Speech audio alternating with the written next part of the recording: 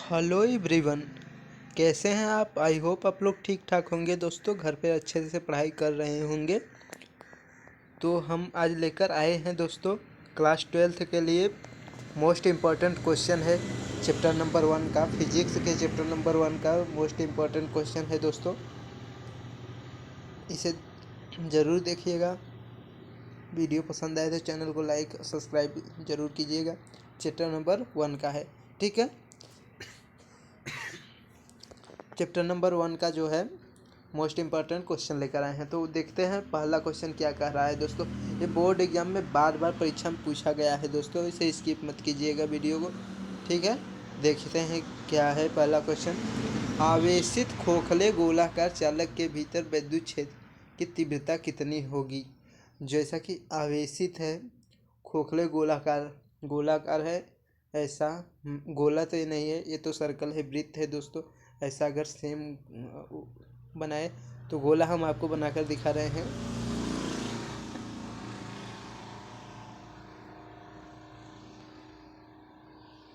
देखिए दोस्तों, ये हमारा गोला है, ये आवेशित है। जैसा कि ये आवेशित है, आवेशित खोखले गोले आवेश है, पर मान लीजिए प्लस क्यू आवेश है, ठीक है। प्लस क्यू आवेश है, मान लीजिए इसको गोले पर, तो इसकी विद्युत क्षेत्र की तीव्रता कितनी होगी। ये चारों तरफ से बंद है दोस्तों, प्लस क्यू आवेश है, तो विद्युत क्षेत्र की तीव्रता इसमें 0 होगी, ठीक है दोस्तों। विद्युत क्षेत्र की तीव्रता क्या होगी, 0 होगी, 0 होगी, ठीक। ऐसे याद रखिएगा आप लोग।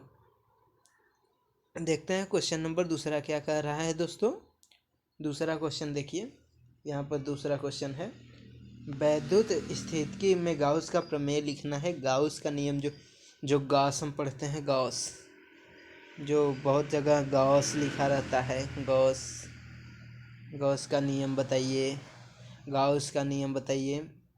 तो वहीं गाउस का प्रमेय लिखना है, प्रमेय है, ठीक है।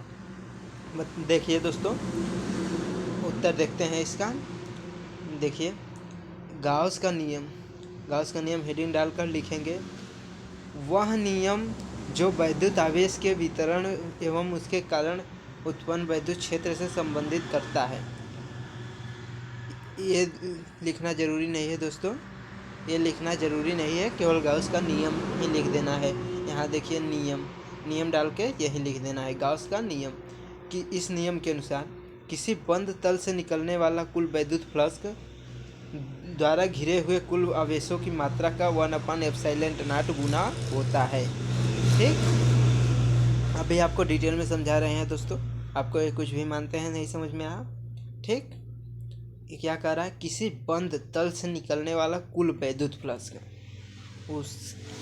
उसके द्वारा घिरे हुए कुल विद्युत आवेश की मात्रा का 1/ε0 गुना होता है। देखिए दोस्तों, हम दूसरे पेज पे समझा रहे हैं इसे आपको। जैसे हमने विद्युत फ्लक्स का पढ़ा है, विद्युत फ्लक्स में क्या पढ़ा है दोस्तों, किसी विद्युत क्षेत्र से, किसी विद्युत क्षेत्र में, मान लीजिए विद्युत क्षेत्र है, कोई काल्पनिक विद्युत क्षेत्र में कोई काल्पनिक पृष्ठ है, मान लीजिए, उससे जाने वाली बल रेखाओं की, कोई किसी विद्युत क्षेत्र में स्थित किसी काल्पनिक पृष्ठ से होकर जाने वाली क्षेत्र रेखाओं की संख्या को विद्युत फ्लक्स कहते हैं, ठीक है दोस्तों। इससे कितनी रेखाएं जाती हैं, देखिए यहाँ 4 जा रही हैं। ऐसे ही जितनी ही क्षेत्र रेखाएं संख्या जाएंगी, संख्या में उतनी ही उसका विद्युत फ्लक्स होगा, ठीक है, विद्युत फ्लक्स। और इसमें क्या कह रहा था दोस्तों, विद्युत फ्लक्स बंद तल से निकलने वाला कुल विद्युत फ्लक्स।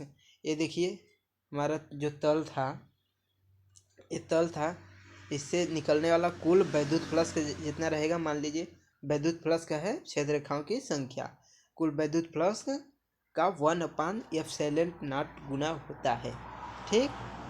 कुल विद्युत फ्लक्स उससे निकलने वाली क्षेत्र रेखाओं का 1/ε0 गुना होता है। क्या हुआ, देख, किसी बंद तल से निकलने वाला कुल विद्युत फ्लक्स द्वारा घिरे हुए आवेश की 1/ε0 गुना होता है। तो वहीं कह रहा है दोस्तों, जो फाई होगा कुल विद्युत फ्लक्स को 5 से प्रदर्शित करते हैं, फाई बराबर होगा Q/2 एप्सिलॉन नॉट, ठीक, क्यू अपान एप्सिलॉन नॉट। कैसे? आवेश का 1 अपान एप्सिलॉन नॉट गुना होता है, ठीक। आई होप आप लोग क्लियर रूप से समझ पा रहे होंगे, ठीक। देखते हैं क्वेश्चन नंबर अगला क्या कह रहा है दोस्तों। हमारा 2 क्वेश्चन हो गया, अब तीसरे क्वेश्चन की तरफ आगे बढ़ते हैं। देखते हैं तीसरा क्वेश्चन क्या कह रहा है। ये जो तीसरा क्वेश्चन है, देखिए क्या कह रहा है दोस्तों, अपने से पढ़ने का प्रयत्न कीजिएगा। एक इलेक्ट्रॉन तथा एक प्रोटॉन समान वैद्युत क्षेत्र में रखे हैं जिसका त्वरण अधिक होगा और क्यों। मतलब पूछ रहा है एक इलेक्ट्रॉन और एक प्रोटॉन दोनों एक समान वैद्युत क्षेत्र में रखे हैं, किसका त्वरण अधिक होगा। त्वरण क्या किसका अधिक होगा दोस्तों, बताइएगा। जो होता है दोस्तों ना, त्वरण जो होता है, त्वरण होता है द्रव्यमान पर निर्भर करता है। द्रव्यमान जिसका ज़्यादा होगा उसका त्वरण उतना ही कम होगा, द्रव्यमान, ठीक है दोस्तों। द्रव्यमान जिसका ही ज़्यादा होगा उसका त्वरण उतना ही कम होगा, ठीक। आई होप आपको हम क्लियर रूप से समझा पा रहे होंगे। तो देखिए इसका उत्तर देखते हैं क्या है इसका उत्तर।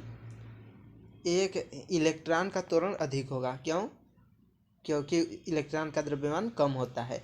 प्रोटॉन की अपेक्षा इलेक्ट्रॉन का द्रव्यमान कम होगा, प्रोटॉन का ज़्यादा होगा, क्योंकि द्रव्यमान जो होता है इलेक्ट्रॉन का कम होता है और प्रोटॉन का ज़्यादा होता है, ठीक है। आई होप आपको क्लियर रूप से समझ में आ रहा होगा। हम बढ़ते हैं अपने अगले क्वेश्चन की तरफ। अब हमारा अगला क्वेश्चन क्या है। अगला क्वेश्चन है दोस्तों, देखिए चौथा नंबर यहाँ पर है। किसी आवेशित कण के भार को एक वैद्युत क्षेत्र द्वारा किस प्रकार संतुलित किया जाता है। किसी आवेशित कण के भार को, कोई आवेशित कण है उसके भार को वैद्युत क्षेत्र द्वारा किस प्रकार संतुलित किया जाता है। देखिए मोस्ट इम्पॉर्टेंट क्वेश्चन है, बार बार पूछा गया है ऐसा क्वेश्चन। तो देखिए इसका आंसर क्या है। तो देखिएगा दोस्तों इसका उत्तर क्या है। कण पर आवेश की प्रकृति के अनुसार वैद्युत क्षेत्र ऐसी दिशा में लगाएंगे ताकि उसके कारण पर कण पर लगने वाला वैद्युत ऊर्ध्वाधर ऊपर की ओर अर्थात कण के विपरीत दिशा में कार्य करे तब परिणाम इसका बराबर होगा, ठीक है दोस्तों। पढ़िएगा इसे, आप फिर से पढ़िए, देखिए क्या कह रहा है। कण पर आवेश की प्रकृति के अनुसार उस पर वैद्युत क्षेत्र ऐसी दिशा में लगाएंगे ताकि इसके कारण कण पर लगने वाला वैद्युत ऊर्ध्वाधर ऊपर की ओर अर्थात कण के विपरीत दिशा में होगा। जैसा कण रखा होगा उसके विपरीत दिशा में या ऊपर की ओर होगा, ठीक है। आई होप क्लियर रूप से समझ में आ रहा होगा दोस्तों। हम बढ़ते हैं अपने अगले क्वेश्चन की तरफ। तो देखिए दोस्तों क्वेश्चन नंबर 5वां हमारा दिया है। क्वेश्चन नंबर 5वां क्या कह रहा है दोस्तों। क्वेश्चन नंबर देखिए 5वां, 4 क्वेश्चन अभी तक कर लिए हैं। 5वां, वैद्युत द्विध्रुव को परिभाषित कीजिए तथा इसका अस्थायी मात्रक बताइए। यहाँ ये अस्थायी लिखा है दोस्तों, केवल आई दिखा रहा है। अस्थायी मात्रक मतलब क्या होता है दोस्तों, अंतर्राष्ट्रीय पद्धति वाला मात्रक जो होता है वही अस्थायी मात्रक होता है। अस्थायी मात्रक को बताना है, वैद्युत द्विध्रुव को आघूर्ण को परिभाषित करना है, ठीक है। तो हम आपको डिटेल में ले चलते हैं, समझाते हैं आपको। अगले पेज पे देखिए दोस्तों, वैद्युत द्विध्रुव जो होता है ये ऐसे बना होता है। वैद्युत द्विध्रुव एक तरफ प्लस क्यू आवेश होता है, एक तरफ माइनस क्यू आवेश होता है तथा इनके बीच की दूरी हम लगभग 2L मानते हैं, ठीक है दोस्तों। क्योंकि मध्य बिंदु से इनके बराबर दूरी होती है, 2L मानते हैं। एक तरफ का L हो गया A और ये L हो गया, ठीक है दोस्तों। ये वैद्युत द्विध्रुव है, वैद्युत द्विध्रुव है। वैद्युत द्विध्रुव आघूर्ण पूछ रहा है तो हम सिंपली बता देंगे दोस्तों, किसी वैद्युत द्विध्रुव में दोनों आवेशों में से किसी एक आवेश तो मतलब किसी भी आवेश को हम ले लेंगे दोस्तों। कोई भी आवेश, मान लीजिए हम प्लस क्यू वाला आवेश ले रहे हैं। प्लस क्यू आवेश का क्या है, क्यू आवेश ले रहे हैं, प्लस क्यू आवेश तथा उनके बीच की दूरी के गुणनफल के बराबर होता है। उनके बीच की दूरी क्या है दोस्तों? 2l है। 2l है तो उनके बीच की दूरी के बराबर होता है। चुंबकीय द्विध्रुव और वैद्युत द्विध्रुव आघूर्ण यही होता है दोस्तों। देखिए डिफिनीशन में क्या लिखे हैं, देख लीजिए दोस्तों। इसे रेज कर दे रहे हैं। देखिए दोस्तों, देखिए वैद्युत द्विध्रुव आघूर्ण इसकी रचना करने वाले एक आवेश तथा उनके बीच की दूरी के गुणनफल के बराबर होता है। जो वैद्युत द्विध्रुव होता है उन पर एक आवेश या फिर एक आवेश और उनके बीच की दूरी के गुणनफल के बराबर होता है। एक क्यू आवेश ले लिए हैं और उनके बीच की दूरी 2l ले लिए हैं, उनके बीच की दूरी के बराबर होता है। इसे P से निरूपित करते हैं। P कैपिटल P से निरूपित करते हैं, इतना लिख सकते हैं आप। फिर देखिए इसका मात्रक देखना है, तो मात्रक हम यहाँ से देख सकते हैं दोस्तों। आवेश का मात्रक क्या होता है? आवेश का मात्रक होता है कूलाम। कूलाम होता है आवेश का मात्रक। और 2l क्या है? लंबाई है। लंबाई का मात्रक क्या होता है? मीटर। मीटर होता है। आवेश गुणे लंबाई है तो कूलाम इंटू मीटर हो जाएगा, कूलाम मीटर हो जाएगा इसका मात्रक, कूलाम मीटर SI मात्रक हो जाएगा। ठीक है, देख लीजिए यहाँ पर लिखा हुआ है। क्या लिखा हुआ है दोस्तों? लिखा है एक सदिश राशि है। ये सदिश राशि है दोस्तों। ये वैद्युत द्विध्रुव आघूर्ण जो है सदिश राशि है। ये मोस्ट इम्पॉर्टेंट है, बार बार बोर्ड एग्जाम में पूछा जाता है। ये सदिश राशि है जिसकी दिशा ऋणावेश या धनावेश की गति होती है। ऋणावेश से धनावेश, ऋणावेश से धनावेश तक जाता है दोस्तों। इसकी दिशा होती है वैद्युत द्विध्रुव आघूर्ण की। SI मात्रक कूलाम मीटर है। ठीक, अब हम बढ़ते हैं अगले क्वेश्चन की तरफ। तो देखिए दोस्तों, अगला क्वेश्चन कौन सा है हमारा? 6वां नंबर क्वेश्चन है दोस्तों। 6वां नंबर देखिएगा। 6वां नंबर क्या कह रहा है, पढ़िए क्वेश्चन को। 6वां नंबर क्वेश्चन, बलों के अध्यारोपण सिद्धांत पर सिद्धांत लिखिए है। बताना है बल का अध्यारोपण सिद्धांत। अध्यारोपण सिद्धांत मोस्ट इम्पोर्टेंट है दोस्तों। अध्यारोपण सिद्धांत जरूर पढ़ के जाइएगा। चैप्टर नंबर 1 से अध्यारोपण सिद्धांत बहुत ही ज़्यादा महत्वपूर्ण है। तो पहला क्या अध्यारोपण सिद्धांत बताना है, तो हम आपको डिटेल में बता दे रहे हैं दोस्तों। आपको अगले पेज पर लेकर चल रहे हैं, डिटेल में बताएंगे आपको जाकि ताकि आपको समझ में आए। मान लीजिए कोई ये निकाय है, ठीक है दोस्तों, ये कोई निकाय है और निकाय पर जो बल है, ये निकाय है, निकाय पर जो लगने वाला बल होगा F, वो निकाय के अंदर जो आवेश स्थित होगा उस पर लगने वाले बलों के बीजगणितीय योग के बराबर होता है। उस पर लगने वाला बल मान लेते हैं F1 F2, बीजगणितीय योग उसका करके उसका योग कर देंगे, जोड़ देंगे दोस्तों, उसका बीजगणितीय योग हो जाएगा, उसी के बराबर होता है। ठीक, यही होता है अध्यारोपण सिद्धांत। देख लेते हैं डिफिनीशन क्या लिखा है।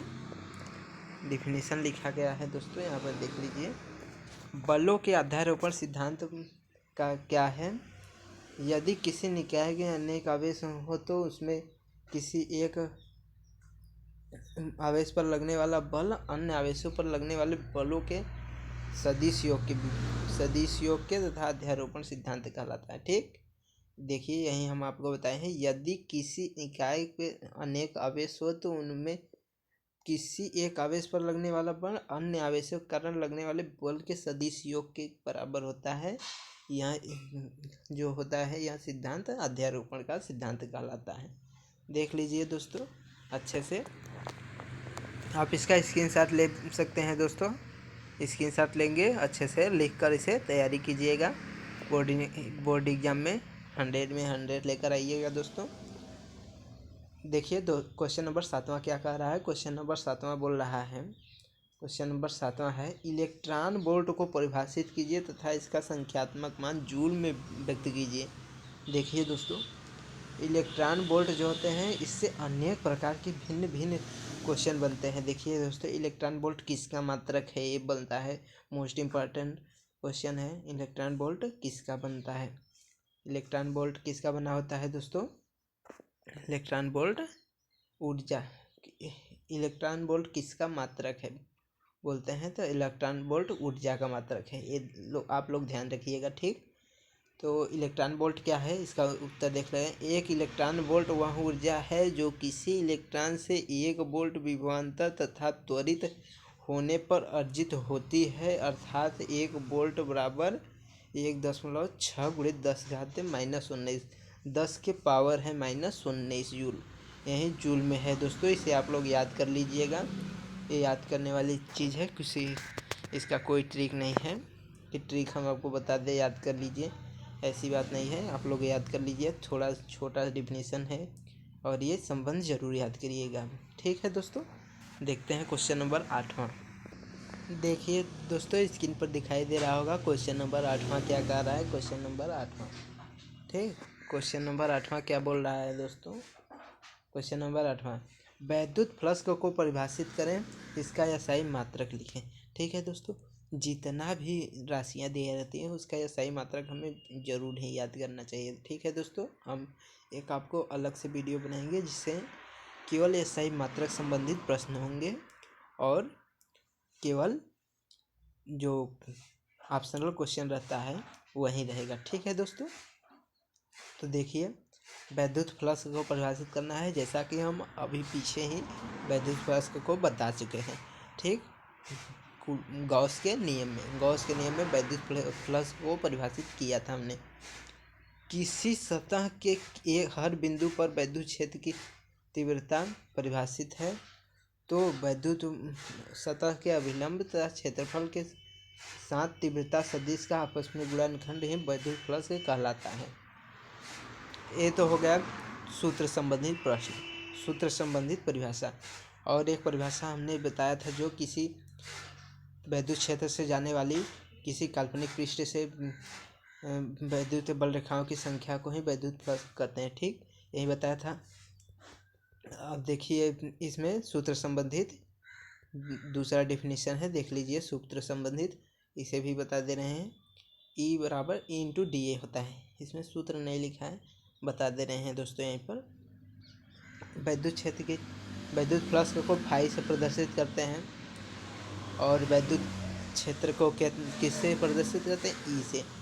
और कोई पृष्ठ है दोस्तों, इसका मान लेते हैं DA क्षेत्रफल है, DA क्षेत्रफल है, छोटा क्षेत्रफल लेते हैं, DA क्षेत्रफल है, DA, E × dA, फाई बराबर E × dA, यही सूत्र होता है दोस्तों। इसे रट लीजिएगा सूत्र को।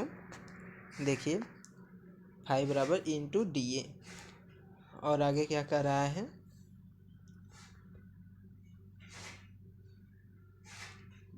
वैद्युत फ्लक्स का एसआई मात्रक वैद्युत क्षेत्र का एसआई मात्रक बटा के वैद्युत इंटू वैद्युत क्षेत्रफल का एसआई मात्रक।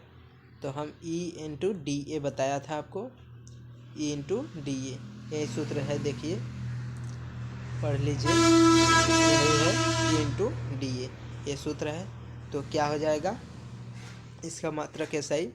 E, वैद्युत क्षेत्र का मात्रक क्या होता है आप लोगों को पता होगा दोस्तों।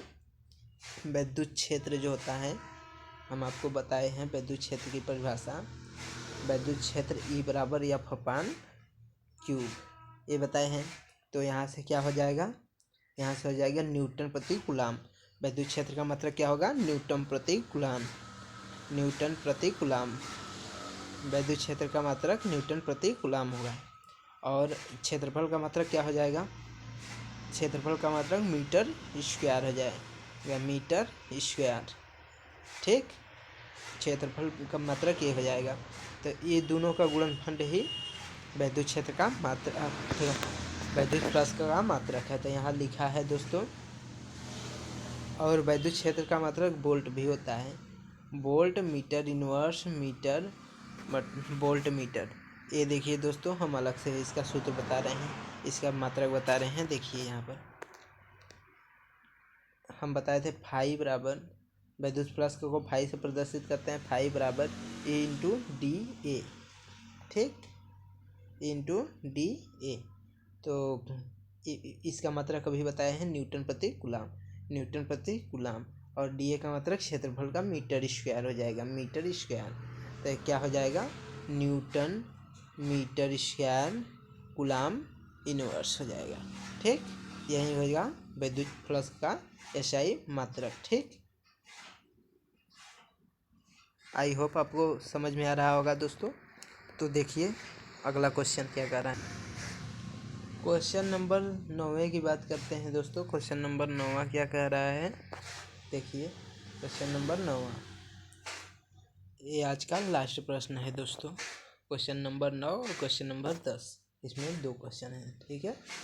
ये 10 क्वेश्चन ही मोस्ट हैं, आपको इतना ही तैयारी करके जाना है, चैप्टर नंबर 1 फिनिश हो जाएगा, ठीक है। पहला क्वेश्चन देखते हैं क्या कह रहा है दोस्तों। पहला क्वेश्चन पढ़िएगा दोस्तों। आवेश plus Q plus 2 1Q plus 1Q plus 2Q plus minus 3Q पास में ABC के वैद्युत क्षेत्र के फ्लक्स के मान होगा। मान बताना है वैद्युत फ्लक्स का दोस्तों। ये प्लस प्लस है, ये माइनस है। तो हम बताए थे वैद्युत फ्लक्स का जो सदिश योग होगा जो दोस्तों, वो 0 होगा। तो क्या होगा, +2 A है, +1 A है, और -1 -3 A है। तो क्या हो जाएगा दोस्तों, इसका सदयोग से योग के बराबर होता है 2 1 3, 3 - 3 बराबर 0। तो क्या हो जाएगा दोस्तों, देखिए यहाँ पर लिखा हुआ है, देख लीजिए, आप लोग समझ जाएंगे। कुल वैद्युत फ्लक्स शून्य होगा, क्योंकि सतह के अंदर कुल चार्ज शून्य है। चार्ज जो शून्य है तो वैद्युत फ्लक्स शून्य होगा, ठीक है। क्वेश्चन नंबर 10वां क्या कह रहा है, वायुमंडलीय वैद्युत उदासीन होता है, समझाइए क्यों। वायुमंडल जो होता है वैद्युत का उदासीन होता है, हमें बताना है क्यों, ठीक है दोस्तों। यहाँ पर देखिएगा, वायुमंडल वैद्युत उदासीन नहीं होता है, ठीक। ये है नहीं होता है, ये कभी कभी होता है या नहीं होता है, ऐसा प्रश्न पूछता है, ठीक है। तो नहीं होता है, हमें समझाना है क्यों नहीं होता है। तो देखिए यहाँ पर वायुमंडल वैद्युत उदासीन वायुमंडल में उपस्थित वैद्युत आवेश के बारे में अध्ययन करते हैं। पृथ्वी की सतह, वायुमंडल तथा आयनोस्फीयर के बीच ऐसे आवेशों की गति का global atmosphere ferric electrical circuit जानते हैं। वायुमंडल वैद्युत इस प्रकार का टॉपिक है जिसे electrostatics, atmospheric physics, metrology, earth science के बारे में स्टडी करते हैं। इस प्रकार वायुमंडल वैद्युत उदासीन नहीं होता है, इस प्रकार वायुमंडल वैद्युत उदासीन नहीं होता है। हमें इतना ही याद करके जाना है और लिख देना है, हमें पूरा का पूरा मार्क्स मिलेगा, ठीक। इसका चिंता न करें दोस्तों, इसका PDF डिस्क्रिप्शन बॉक्स में दिया जाएगा, वहाँ से आप लोग डाउनलोड कर सकते हैं। आज क्लास 12 का 10 क्वेश्चन जो है चैप्टर नंबर 1 का 10 मोस्ट इम्पॉर्टेंट क्वेश्चन हो गया है। मोस्ट इम्पॉर्टेंट क्वेश्चन है, एग्जाम में बार बार पूछे जाते हैं। यही क्वेश्चन इतना आपको पढ़ के जाना है और कुछ नहीं पढ़ के जाना है। डेरिवेशन है कुछ, उसे तो ज़रूर पढ़ के जाना है, ठीक। ये 10 क्वेश्चन थियरी है, थियरी 10 क्वेश्चन है, ठीक है। आज के लिए बस इतना ही, मिलते हैं अगली वीडियो में। इसी प्रकार हम सारे प्रश्नों का उत्तर देंगे, मतलब सब चैप्टर का 14 चैप्टर फिजिक्स के 14 चैप्टर का मोस्ट इम्पॉर्टेंट क्वेश्चन लेकर आएंगे आपको सामने, ठीक है। मिलते हैं अगली वीडियो में, तब तक के लिए धन्यवाद। Thanks for watching this video. Please subscribe the channel and press the bell icon. अगर हमारे ये वीडियो आपको पसंद आए तो चैनल को सब्सक्राइब, वीडियो को लाइक कीजिएगा। Thanks for watching this video.